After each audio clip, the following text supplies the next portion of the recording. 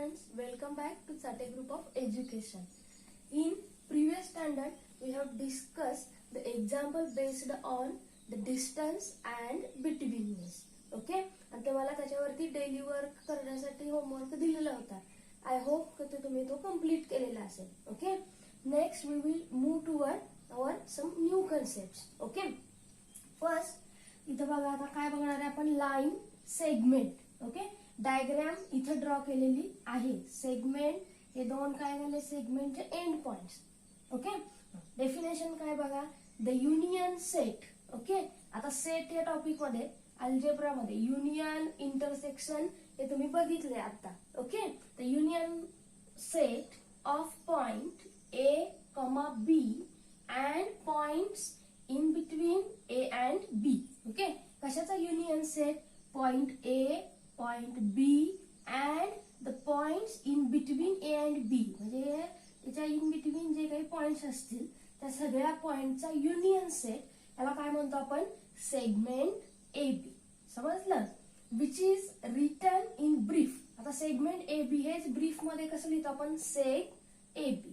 काय definition the union set of points कुठल्या कुठल्या पॉइंटचा set point A, point B आणि A आणि B च्या इन बिटवीनचे जे पॉइंट्स आहेत त्या सगळ्या पॉइंटचा युनियन सेट म्हणजेच काय म्हणणार आपल्याला सेगमेंट AB. आणि ब्रीफ मध्ये आपण एक्झाम्पल मध्ये वगैरे वापरताना काय वापरतो सेग AB. समजलं? आता A आणि B हे काय झाले end points of a segment. Then the distance between these end points is nothing but the length of the segment. या दोन पॉइंट मधलं डिस्टन्स जे असतं त्याला काय म्हणतो आपण लेंथ ऑफ द सेगमेंट. आपण ते कशाने डिनोट करतो length of AB which is equals to. तर लेंथ म्हणजे काय या दोन पॉइंट मधलं डिस्टन्स आहे त्यामुळे त्याला आपण काय डिनोट करू शकतो D ऑफ A, B. आपण डिस्टन्स मध्ये बघितलं A, B मधलं डिस्टन्स कशाने डिनोट करतो आपण D of A, B which is equals to हीच लेंथ आपण AB म्हणून सुद्धा डिनोट करू शकतो. समजलं? सेगमेंट म्हणजे काय A, B आणि त्याच्या इन बिटवीनचे पॉइंट्स त्या सगळ्या पॉइंटचा युनियन सेट म्हणजेच काय सेगमेंट AB. A आणि B हे काय झाले त्याचे एंड पॉइंट्स. ब्रीफ मध्ये आपण काय लिहितो याला सेग AB आणि या दोन एंड पॉइंट्स मधले जे डिस्टन्स असतं D ऑफ A, B म्हणजेच length of this segment. Got it? Now we will move toward our next concept that is ray AB. Diagram इथे ड्रॉ केलेले. आता रे AB हा सुद्धा युनियन सेट आहे पण कुठल्या पॉइंटचा युनियन सेट आहे बघा the union set of all points on segment AB. Segment AB वरच्या सगळ्या पॉइंट प्लस अजून कुठले पॉइंट्स आहेत बघा the points P such that A dash B dash P is called ray AB. Okay? आता AB ह्या सेगमेंट वरचे सगळे पॉइंट्स आणि असे सगळे पॉइंट P की A dash B dash P. आता डॅश म्हणजे काय बिटवीननेस आहे. Okay? B is in between A and P. असे सगळे पॉइंट्स P. मग P आयदर इथे असेल इकडे असेल. इन्फानाइटली आपण हा रे इकडे इन्क्रीज करू शकतो ज्या डायरेक्शन मध्ये एरो आहे. समजलं? तो P पॉइंट इथं सुद्धा घेऊ शकतो इकडे सुद्धा घेऊ शकतो. कळलं? म्हणजे again ray AB is nothing but the union set. But कुठले कुठले पॉइंट्स त्याच्यामध्ये इन्क्लूड होत आहेत points which on segment AB plus those points P such that B is in between A and P. समजलं? आता याच्यामधला A हा काय झाला end point of ray AB. तर रे रीड करताना आपण एंड पॉइंट पासून इकडून स्टार्ट होतो AB. समजलं? This is nothing but the ray AB. Next बघा आपल्याला काय बघायचं आहे लाईन AB. आता लाईन सेगमेंट आणि लाईन AB सेगमेंट आणि लाईन हे दोन्ही पार्ट्स डिफरंट आहेत. हे डायग्राम वरून तुम्हाला समजेल. इथं AB बघा आणि लाईन AB पण ऑब्झर्व करू शकता. Okay? The definition is the union set of points on ray AB and opposite ray of ray AB.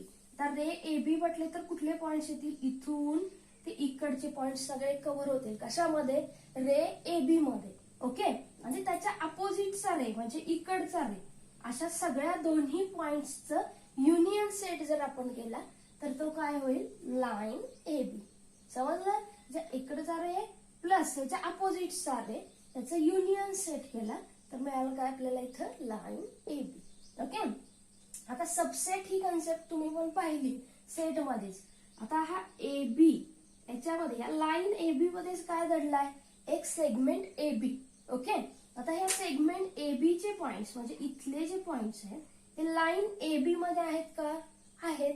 म्हणजे काय मिळालं the set of points which lies on segment A B are subset of. तर कशाचा subset होईल the points on line A B. Okay, subset म्हणजे तुम्हाला समजतं. Suppose A is subset of B. हे सबसेट साठी सिम्बॉल आहे आपण तुम्हाला माहिती आहे. Okay, A is subset of B याचा मिनिंग काय होतो की ए मधले सगळे पॉइंट्स हे कशामध्ये आहेत बी मध्ये. ओके, ए चे सोडून बी मध्ये काही एक्स्ट्रा पॉइंट्स असू शकतात पण ए चे जे पॉइंट्स आहेत हे सगळेच्या सगळे पॉइंट्स हे कशामध्ये असणार आहेत बी मध्ये. समजलं? मग आता इथं बघा सेगमेंट ए बी चे जे पॉइंट्स आहेत ते सगळेच्या सगळे पॉइंट्स कशामध्ये आले लाईन ए बी मध्ये. ओके, म्हणजे सेगमेंट ए बी च्या पॉइंट्सचा जो सेट आहे तो सबसेट झाला कशाचा लाईन ए बी चा पॉइंट्सचा. समजलं?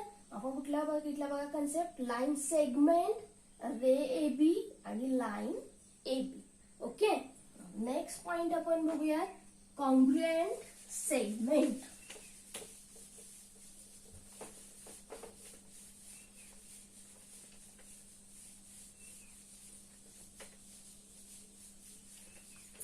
Congruent means same to same. Okay, congruent segment म्हणजे काय ज्या दोन सेगमेंट सेम टू सेम असतील. आता same in which manner segment आहेत म्हणजे कुठला येणार त्याच्यामध्ये सांगा. Fourth concept is congruent segments. चल, आता कॉन्ग्रुएंट मीन्स काय सेम टू सेम. कशाचा कॉन्ग्रुएन्स आहे सेगमेंट्सचा. आता सेगमेंट साठी काय येणार आहे लेंथ. म्हणजे काय सेम असेल तर दोन सेगमेंट्स कॉन्ग्रुएंट येतील लेंथ सेम असेल तर. Okay, first we will draw two segments. First is segment A B और seg A B and second is seg CD. Okay, मग काय म्हणता येईल if length of segment AB and segment CD are equal, then these two segments are congruent. That is in brief काय लिहू शकतो length कशाने denote करतो L of AB is equals to L of CD. then काय येणार segment AB is congruent to segment CD. okay, then segment AB is congruent to segment CD. समजलं? Congruent segment त्याच्या नावातच आहे. कॉन्ग्रुएंट काय segment. Segment कधी congruent होतील if their lengths are equal. समजलं? नेक्स्ट बघतोय आपण point mid point of a segment. Mid point of a segment. For this, first we will draw a diagram. Okay, suppose we consider segment AB and M is midpoint. Okay, आता midpoint त्याच्या नावातच आहे बघा. Mid म्हणजे काय exactly मिडलला असणारा point. Okay, means आता इथं M हा मिड पॉइंट असेल तर कंडिशन काय असतील याला AM is equals to MB. Okay, हे दोन डिस्टन्सेस काय पाहिजेत इक्वल पाहिजेत. ओके, आणि आता ए एम बी हे तिन्ही पॉइंट्स काय आले collinear and M is in between A and B. Okay, काय मिळेल if A dash M dash B means point M is in between A and B and segment. आता हे M is equals to M B म्हणजे काय झालं again ह्या दोन segments काय मिळाला आपल्याला कॉन्ग्रुएंट मिळाला. Okay, segment A M is congruent to segment MB, then what we can say that M is midpoint of segment AB. Then M is midpoint of segment AB. समजलं? A, M, B means these 3 points are collinear and AM is equals to MB. या दोन्ही length equal असतील तर M हा काय मिळाला mid point of segment AB. Okay, आता बघा एक सेगमेंट जर असेल तर त्याला किती मिड पॉइंट्स असू शकतील 1 अँड ओनली 1. ओके, आता सपोज 4 सेंटीमीटरची एखादी सेगमेंट तुम्हाला दिली आहे तर त्याचा मिड पॉइंट कुठे येणार 2 सेंटीमीटर वरती मिड पॉइंट येणार आहे त्याचा. ओके, त्यामुळं एका सेगमेंटला काय असतो 1 and only 1 means unique mid point असतो. आता याच्यावरती क्वेश्चन बघा काय विचारला जातोय. तुम्हाला एखाद्या सेगमेंटची लेंथ दिलेली असेल. आता ह्या डायग्राम वरून बघितलं तर ए बी ची लेंथ दिलेली असेल. एम हा सपोज त्याचा मिड पॉइंट दिलाय. तुम्हाला आयदर ए एम किंवा एम बी ची लेंथ फाइंड आउट करायची असते किंवा एम बी ची लेंथ दिलेली असेल ए बी ची फाइंड आउट करते. 2 मार्क्स साठी याच्यावरती क्वेश्चन्स विचारले जाऊ शकतात.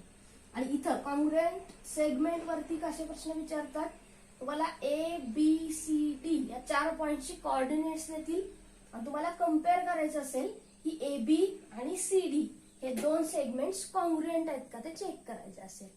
समजलं? नेक्स्ट पॉइंट बघूया properties of congruent segment.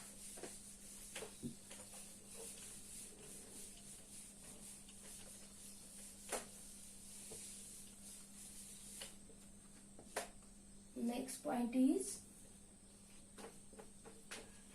properties of congruent segments. Properties of congruent segments. Out of which first property is reflexivity. Reflexivity. Okay. आता एक सिंगल सेगमेंट जर आपण कन्सिडर केली तर ती विथ इटसेल्फ स्वतः बरोबर काय असणार कॉन्ग्रुएंट असणार. ती प्रॉपर्टीला काय म्हणतो आपण रिफ्लेक्सिव्हिटी. ओके, मीन्स रिफ्लेक्सिव्हिटी मध्ये काय येणार segment A B is congruent with segment A B. समजलं?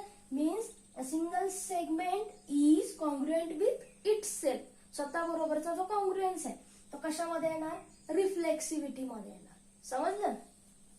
Second is symmetry. सिमेट्री.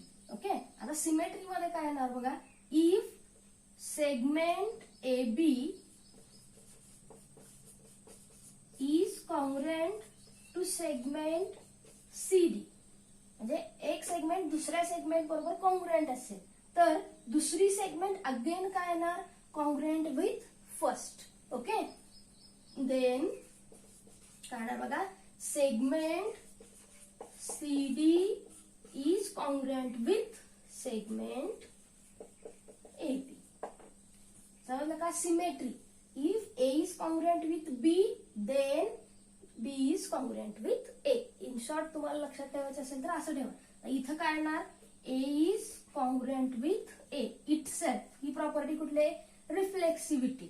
इथं काय आलं if A is congruent with B then B is congruent with A. In short असं लक्षात ठेवा. ए आणि बी च्या जागी फक्त सेगमेंट्स लक्षात टाकायचे. समजलं? थर्ड बघा ट्रान्झिटिव्हिटी. ट्रान्झिटिव्हिटी. ओके, आता याच्यामध्ये 3 सेगमेंट्स घेणार आहोत आपण. फर्स्ट बघा if segment AB is congruent to segment CD and segment CD is congruent to segment EF, then segment AB is congruent to segment EF. Transitivity म्हणजे transfer झाली. Okay, इथं बघा आता इथं कसं लक्षात ठेवणार, if A is congruent with B, B is congruent with C, then काय मिळालं, A is congruent with C. In short लक्षात ठेवा, समजलं. म्हणजे A B is congruent to C D, C D is congruent to E F, then A B is congruent to E F. समजलं. Transitivity समजलं का. आता 3 प्रॉपर्टीज बघितल्यात आपल्याला कॉन्ग्रुएंट सेगमेंटच्या. आयदर काय विचारतील याच्यावरती 2 प्रॉपर्टीज किंवा 3 प्रॉपर्टीज लिहायला विचारू शकतात 3 मार्क्स साठी, किंवा तुम्हाला एक्झाम्पल जे सॉल्व्ह करतात त्याच्यामध्ये या प्रॉपर्टीचा यूज होऊ शकतो. समजलं. किंवा एमसीक्यू मध्ये जर विचारलं segment A B is congruent to segment A B, ही कुठली प्रॉपर्टी आहे कॉन्ग्रुएंट सेगमेंटची, तर तिथं तुम्हाला आन्सर देता आला पाहिजे रिफ्लेक्सिव्हिटी. समजलं. अशा टाइपचे क्वेश्चन्स या पॉइंट वरती विचारले जाऊ शकतात.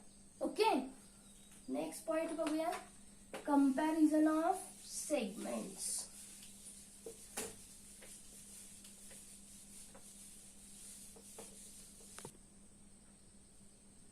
Now we will discuss our next point, that is perpendicularity of segments or rays. Okay, कशाची perpendicularity, segments किंवा rays ची. ओके, आता perpendicular म्हणजे काय माहितीये, 2 लाईन किंवा त्याच्यामधला अँगल किती असतो 90 डिग्री, तर ते काय येतात परपेंडिक्युलर. डेफिनेशन बघा, if the lines containing, 2 lines काय कंटेन करत असतील, 2 segments, 2 rays or a ray and a segment. Okay, तर 2 लाईन्स, डायग्राम तुम्ही ऑब्झर्व करा म्हणजे समजेल.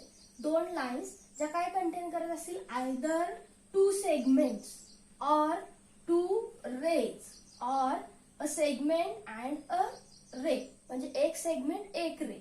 Okay, are perpendicular to each other. त्या लाईन्स जर each other काय असतील परपेंडिक्युलर असतील, then 2 segments, 2 rays or the segment and the ray are said to be perpendicular to each other. Okay, म्हणजे काय बघितलं आपण, 2 लाईन्स ज्या की काय कंटेनिंग करत असतील, 2 segments, 2 rays or a segment and a ray are perpendicular to each other. त्या lines जर perpendicular असतील each other, then these 2 segments, 2 rays or a ray, the ray and the segment are perpendicular with each other.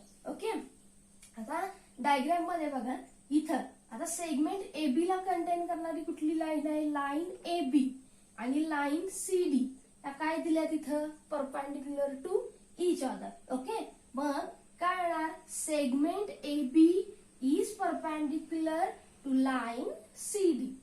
आणि next काय म्हणलंय, segment AB perpendicular to ray CD.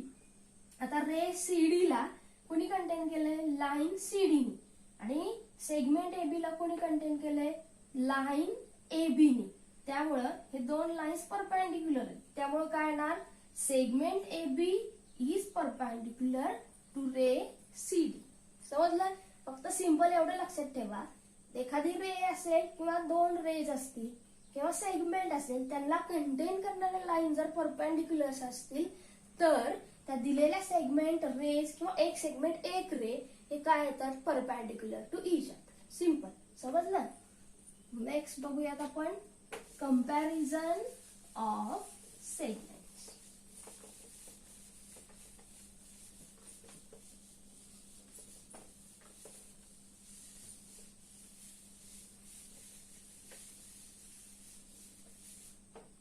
Next बघूया comparison of segment.